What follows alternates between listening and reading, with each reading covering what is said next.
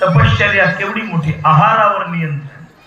दूध घ्यायचं आणि ते कसं घ्यायचं म्हणून उभा ग्लास धरून, असा ग्लास उभा धरायचा, उभा आडवा करून नाही. असा खाण्यासाठी जगणारे लोक भरपूर आहेत, जगण्यासाठी खाणारे लोक कमी आहेत.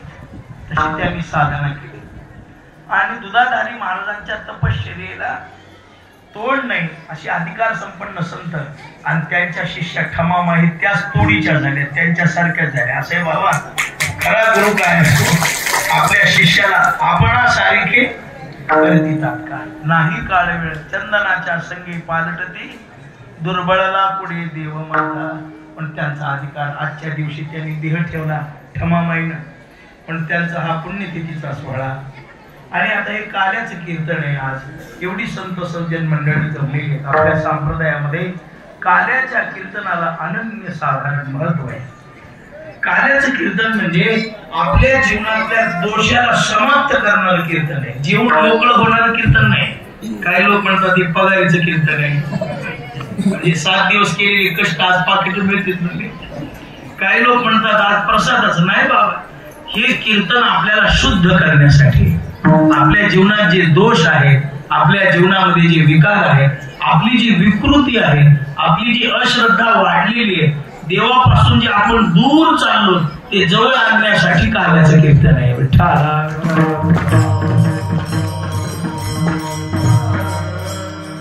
आता आपल्या परमार्थामध्ये पूर्वी सुसंस्कृतपणा होता, पण तो आता कमी होत चाललेला आहे. सुसंस्कृतपणा गेला आणि विकृती जास्त आली, विकृती वाढली. श्रद्धा होती पूर्वी, आता श्रद्धेची जागा सत्कारानं घेतली. श्रद्धा राहिली नाही, सत्कार. आणि बोध पाहिजे. सत्संगामध्ये कीर्तनामध्ये बोध पाहिजे होता, पण बोधाची जागा आता विनोदानं घेतली. बोधाच्या जागी विनोद आला, श्रद्धेच्या जागी सत्कार आला, सुसंस्कृतपणाच्या जागी विकृती आली. पण सज्जनो, आता परमार्थ वाढवायची गरज नाही, भरपूर वाढलेला आहे. आता परमार्थ वाढवायची गरज नाही, फक्त एवढीच गरज आहे शिवाजी बाबा, वाढलेला परमार्थ शुद्ध करण्याची.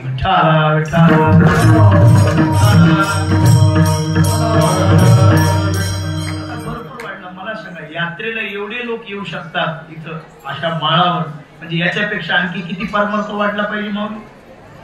आज अशा वातावरणामध्ये पाऊस आहे, पाणी आहे, जागोजागी नद्या भरून चाललेल्या आहेत आणि काय ठमामाईचं छत्र आहे, आज उगाड पडलेली. म्हणजे तिची सामर्थ्य ना, त्या बाईचं सामर्थ्य, माऊलीचं सामर्थ्य. म्हणा असा या सगळ्या परिसर इतका समाज येऊ शकतो. एवढं अन्नदान, 10-12 क्विंटल तांदूळ येतात शिजायला, म्हणजे किती परमार्थ. आता यारे यारे लांबथोर म्हणायची गरज नाही, सगळे येतात. आता फक्त एवढंच आहे, आलेल्या समाजाला सुसंस्कार कसे देता येतील आणि त्यांना भगवत चिंतनाकडे कसं लावता येईल याची गरज आहे. विठ्ठला विठ्ठला.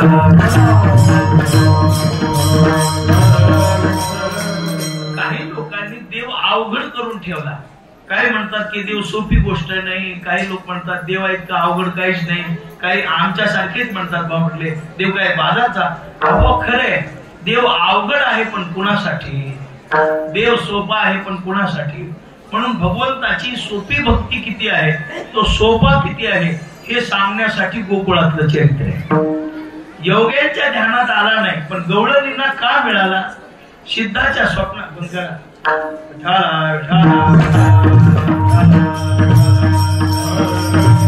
सिद्धाच्या स्वप्नात आला नाही, ह्याचीच गरज आहे. आता संप्रदायामध्ये कसं बसावं काय नाही हे शिकवण्याची गरज आहे, शुद्धता देण्याची गरज आहे, संस्काराची गरज आहे.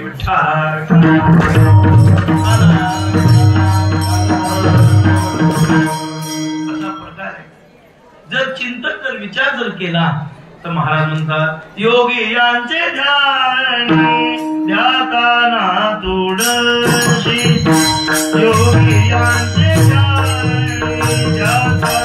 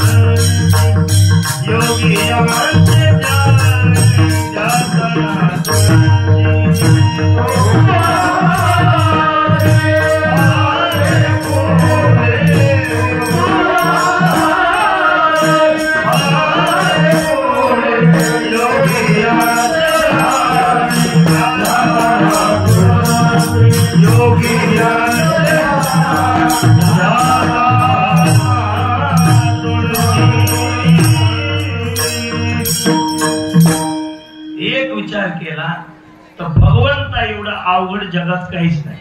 आपल्याला दोन्ही प्रमाण सापडते. भक्ती ते कठीण सुळावरील गोळी महाराज म्हणतात आणि तेच तुकोबाराय सांगतात भक्ती पंथ बहु सोपा. सोपा आहे म्हटले पण कुणासाठी ज्याला सूत्र जमलं त्याच्यासाठी आणि अवघड कुणाला ज्याला सूत्र कळालं नाही त्याच्यासाठी. आता या शाळेमध्ये आपल्याकडे गणित असतात बाबा सोडवायला. वर्म कळालं की माणसाला नवे नवे वर्म कळालं की हत्ती सुद्धा ताब्यात येऊ शकतो. सिंहाला सुद्धा वश करता येतं, वाघाला सुद्धा वश करता येतं. फक्त काय करायला पाहिजे वर्म कळायला पाहिजे. आमचे महाराज दृष्टा सांगत होते आठवला पांडुरंग महाराज म्हणून सांगतो विठ्ठल विठ्ठल.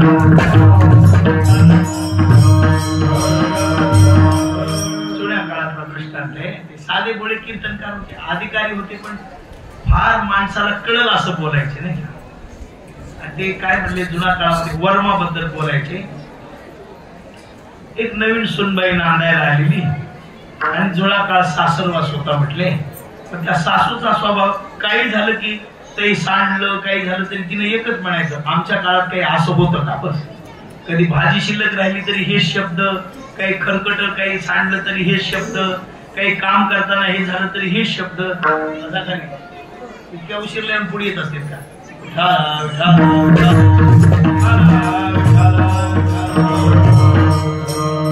मग ते असं म्हटल्यावर म्हटले मग काय होत की आमच्याकडून म्हटले ते एके दिवशी सासरा आला. मग ती सून म्हणायला लागली. सासऱ्याने विचारलं बेटा तू नेहमी नाराज असतेस काय प्रकारे हा. तुला काही घरात काही आपल्या नाही नाही मामांजी सगळं चांगलं आहे, नवरा चांगला आहे, ननंद ती जात ननंद कुठंच चांगली नसते पण चांगली म्हणले. मग सासू चांगली. मग प्रकार काय व्हायला काही नाही फक्त एवढंच आहे काही झालं की सासू इतकंच म्हणाली आमच्या काळात काही असं होतं का आणि तेवढा शब्द मला लागायला म्हटले. त्यानं सांगितलं तुला मी तिचं वर्म सांगतो म्हणले ती पुन्हा तुला कधीच बोलणार नाही. तू फक्त इतकंच म्हणायचं आम्ही पळून तर जात नव्हतो की काय म्हणायचं आम्ही पळत. दुसऱ्या दिवशी तिनं मुद्दाम वाटी पडली. सासू जवळ आल्यावर तिनं सांगितलं असं असं म्हणल्यावर सासून तेव्हापासून जे मौन धरले ते आजपर्यंत उघडलंच नाही.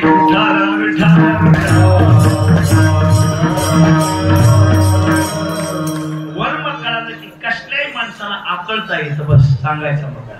सूत्र कळालं की किती अवघड गणित सोपं होतं. तसंच आहे या परमार्थातलं वर्म कळायला पाहिजे, या परमार्थातलं सूत्र कळायला पाहिजे. परमार्थातलं शुद्ध काय? शुद्ध वागणे. आणि वर्म काय? मनापासून भगवत भजन करणे. विठ्ठला विठ्ठला.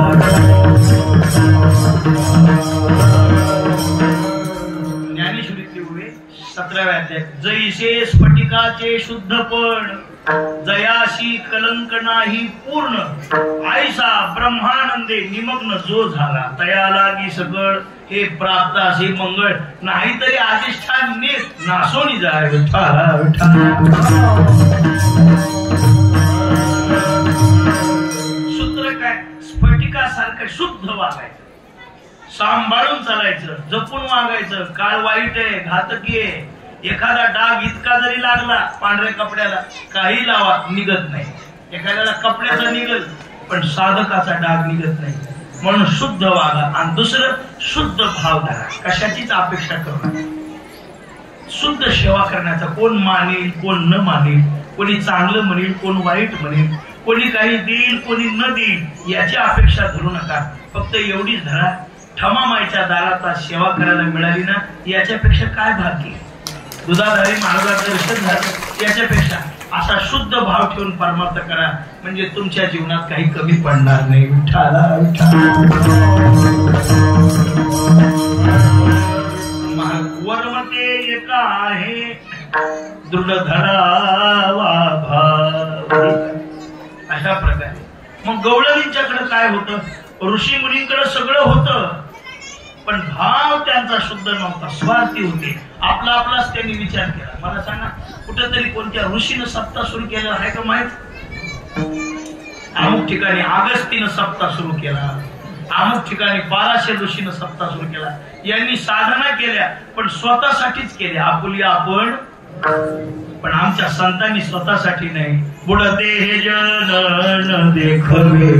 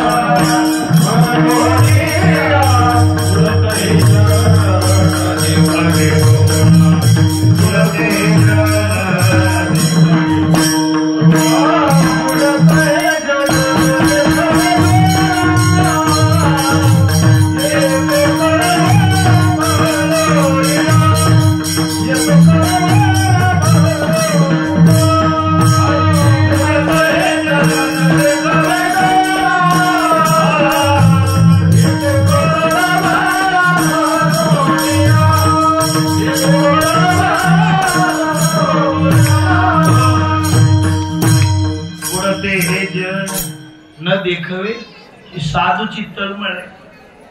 अशा प्रकारे बघा, आमच्या संतांच्याकडे शुद्धता आहे. योग्यांना दुर्लभ वाटणार, स्वार्थी होते. आमच्या गवळणींच्याकडे स्वार्थ नाही. जशी गंगा आहे ना शुद्ध, जसा स्फटिक आहे ना, तशी त्यांची साधना होती. नाही केले जप तप अनुष्ठान. एक सांगू का, चांगलं वागणाऱ्या माणसाला काहीच करायची गरज नाही. चला बोला. लबाड माणसाला ग्रहण लागलं की ते पाप फेड्या घेऊन जा वाटते. ज्याच्या पदरात पाप आहे ती संपवण्यासाठी. ज्याच्याकडे पापच नाही, ज्याच्याकडे वासनाच नाही, ज्याच्याकडे कसल्या प्रकारचा हेच नाही, त्याला कुठं जाण्याची गरज नाही. ते तीर्थच त्याच्याकडे येतात बरं का. चांगल्या माणसाला तीर्थाकडे जायची गरज नाही, तीर्थ त्याच्याकडे येतात. ते तीर्थ ते क्षेत्र 12व्यात आहे. जगी त्याची पवित्र भक्ती कथेशी मैत्र, जया पुरुषा आपणची तीर्थ झाला. वेद भावे निमाला वृत्तीशी राहिला निमग्न तो, जयाच्या ठाई सकळ. ठमामाई सारख्याला गंगेला आंघोळला जायची गरज नाही, हीच गंगा आहे. दुधाधारी महाराजाला कुठं जायची गरज नाही, हेच देव आहे. तीर्थे तया ठाया कीर्ती पुनित भावया. असे संत आले, असे लोक आले. मुहूर्त बघायची गरज नाही, ही आले की ती अपवित्र दिवस सुद्धा पवित्र. अशी संत मांडियाळी आली. तीर्थे दया ठाया येती पुनीत आणि पर्वकाळ पाया तळी. अशा महात्म्याच्या पायाजवळच पर्वकाळ आहे. की आमुष्याच्या दिवशी घरी येऊ द्या किंवा तो शुभ दिवस आहे.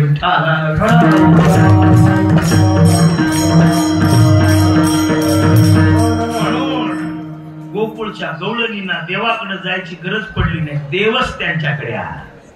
जप केला नाही, तप केलं नाही, जपतपानुष्ठान व्यर्थ कासया करुणी काही केलं नाही केले याग तीर्थाचे भ्रमण संत सेवा जाण घडली नाही किंवा मी जवानाथ अपराधी कर्महीन मती मंद बुद्धी तुझं आठविले नाही कधी वाचे कृपा निधी माय बापा.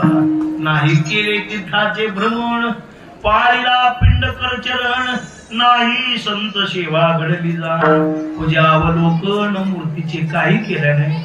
मी पापी आहे करून आशा म्हणायच्या पण त्यांच्याकडे एकच होतं कुणाचा द्वेष नाही. अद्वेष्टा सर्व भूताना पाठा जयाची ठाई वैषम्याची वार्ता नाही रिपुमुत्रा दोन्ही सरिसा.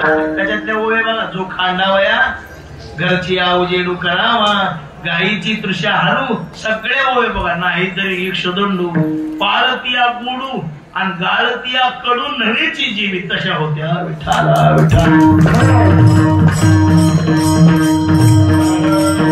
काहीच नाही. शुद्ध वागायच्या, खरं बोलायच्या आणि जीवनामध्ये एकमेकीवर फार प्रेम करायच्या. गोकुळा एवढं प्रेम जगात कोण्याच गावात पाहायला मिळत नाही. जगात एकही गाव असं नाही की ज्या गावात दोन पार्ट्या नाहीत. अहो घरात एक विचार नाही.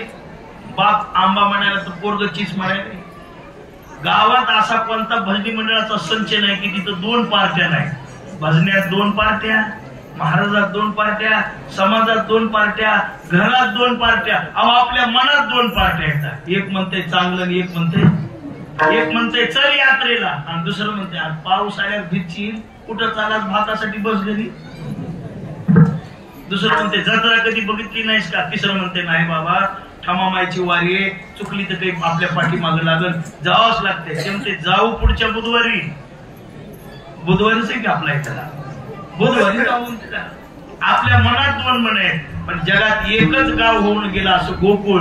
तिथं एक विचार होता, एक मनाची स्थिती एक होती. अशा गोकुळात मतभेद नव्हताच. विठ्ठल विठ्ठल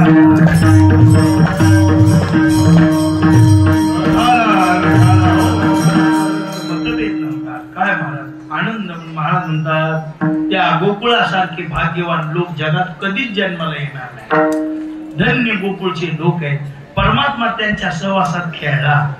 अहो एवढं जगाचं परब्रह्म सगळ्या जगाला सांभाळणार पण गवळणीच्या दारामध्ये गवळ जायचं म्हणायचं गवळणीला गवळणीनो मला लोण्याचा गोळा द्या. त्यांनी म्हणायचं तुला देते पण नाचून दाखव.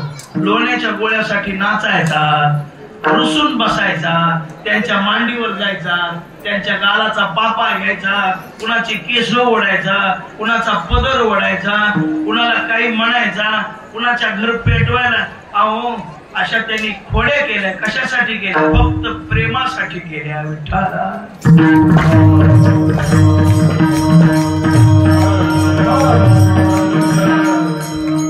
सामान्य लीला केल्या, काही विशेष लीला केल्या. सामान्य लीला दाढीची वेणीची गाठ मारली सामान्य लीला आहे. भागवतात दोनच लीला विशेष आहेत. एक रासलीला आणि दुसरी काल्याची लीला. काला केला त्यावेळेला स्त्रिया नव्हत्या आणि रासलीला केली त्यावेळेला पुरुष नव्हता. रासलीलेत पुरुष नव्हता. भगवान शंकराला जाण्याची इच्छा झाली. मृदंग्याच नाही कोणी वाजवायला. मृदंग्याच नाही. आता मृदंग्याला आपल्याला वाजवाय. आता रासलीला खेळायची मृदंग वाजवायला कोणी. शंकराला इच्छा झाली जायची. आल्याबरोबर रासलीलेत प्रवेश करतानाच आढळलं अश्विनी कुमार आहे. कुठं चालला म्हणले रासलीत. हा पुरुष को म्हणा तर पुरुषाला प्रवेश नाही. मग ज्याला यायचंय त्यानं बाई होऊन यावं लागेल. शंकर म्हणले बाई हो हो. गेले परत पार्वतीला म्हणले पार्वती एखादी 8 जुनी तुझं साडी लुगड आहे का म्हणले. पार्वती म्हणली शंकरजी कशाला. मलाच नेसायचंय म्हणले. पार्वतीनं कपाळाला हात लावला. माणसासारखा माणूस साडी अगं काही चांगल्या गोष्टीसाठी वाईट करायला हरकत नाही.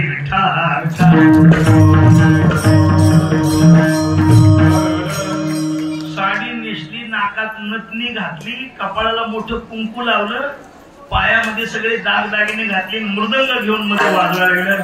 कृष्णानं ओळखलं एवढा वजनदार हात बाईचा नाही. वाजवितात हात तिचं नावच आहे आबला. हे बघा, बाई किती सामर्थ्यवान झाली तर पुरुषाची बरोबरी करू शकत नाही. बाई बाईच आहे, तिचं नावच काय आबला, बलहीन. विठाला आता शिक्षणामुळं, नोकरीमुळं, त्याच्यामुळं बरोबर चांगलं युग आहे, वाईट म्हणायचं नाही कुणाला. पण कर्तृत्वानं स्त्री स्त्री आणि पुरुष पुरुष आहे. भगवान शंकरानं कृष्णाने ओळखलं, पण शंकरजी हात जोडतात, प्रभू आता बाहेर काढू नका. याचा अर्थ असा घ्या, रासलीला प्रेमाचा विषय आणि काला पुरुषार्थाचा विषय.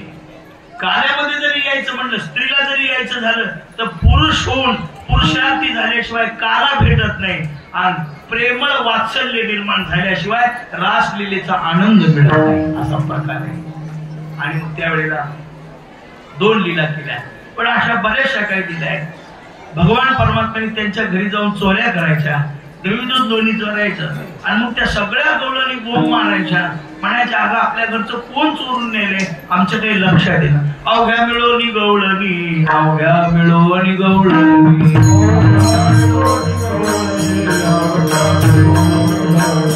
विचार करिता ती मनी, विचार करिता ती, विचार करिता कुणाची करणी काय आम्हाला काही समजेना, काय करावं म्हटले.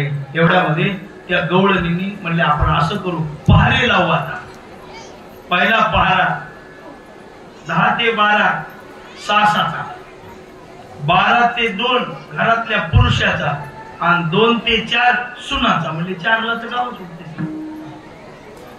पहारे ठेल्यावर 12 ते 2 म्हाताऱ्याचा पहारा ठेवला पुरुषाचा. सगळे झोपले आणि म्हातारा आपल्या हातात जपमाळ घेऊन जपीत बसलं होतं. जप करू लागले.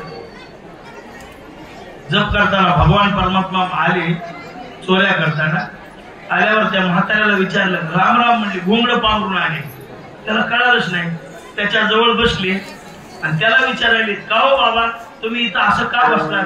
त्यानं सांगितलं, आमच्या गावात चोर आले. काय आले? चोर आहे. आणि काय नाही, दही दूध लोणी घेऊन चालले. ते म्हणत, बाबा दह्या दुधाला कुठं चोरी होत असते का, तुमच्या सुना खात असत्या. म्हातारा म्हणला, नाही आमची सून नाही खात. म्हणला, कवा बाबा खाल्लं तर एखादा गोळा खाईल लोण्याचा, पण 2-2 डेरे एवढं ताकण दही खात असते का. म्हणला, बर कोण चोर असलो तुमच्या गावात चोरी, कोण म्हणाला हे चोरच म्हणणार आहे. कोण असेल? ते म्हणले, बाबा कोण असेल आता मला तरी काय माहित आहे. सुनानं सांगितलं, 12 ते 2 मामा जाग राहून जाग राहिलो. म्हणला, कृष्ण म्हणालाय, मोठा चोर आला आता, आणि तुम्हाला जर धरलं तुमच्या बोकांडीवर बसला तुम्ही काय करणार. ते म्हणतं काहीच मजा होणार नाही, पण मी बोंबलो तरी की चोर आला. भगवान म्हणले, बर असं करतोच नाही. बसले, त्याच्या घरामध्ये गेले, त्याला डोळा लागला, त्याला माईनं झोपी घातलं आणि घरात जाऊन शिळं ताक, 4 दिवसाचं ठुलेलं शिळं ताक, मार्गशीर्ष महिन्यातली थंडी, म्हातारा आपलं कडकड कडकड कराले, पुढे शेपुटी लावून बसलेले.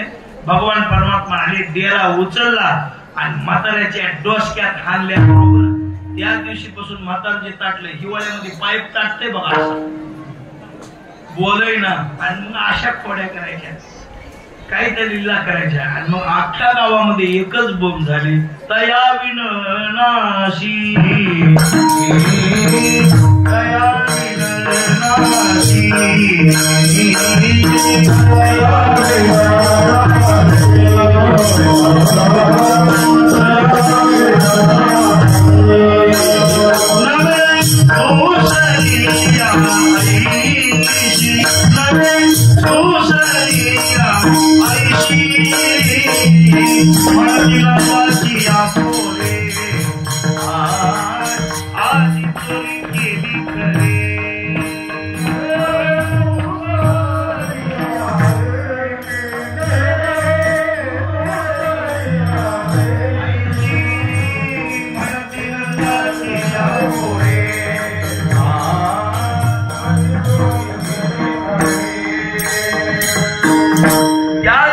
गावात एक चंद्रकला नावाची गवळण होती.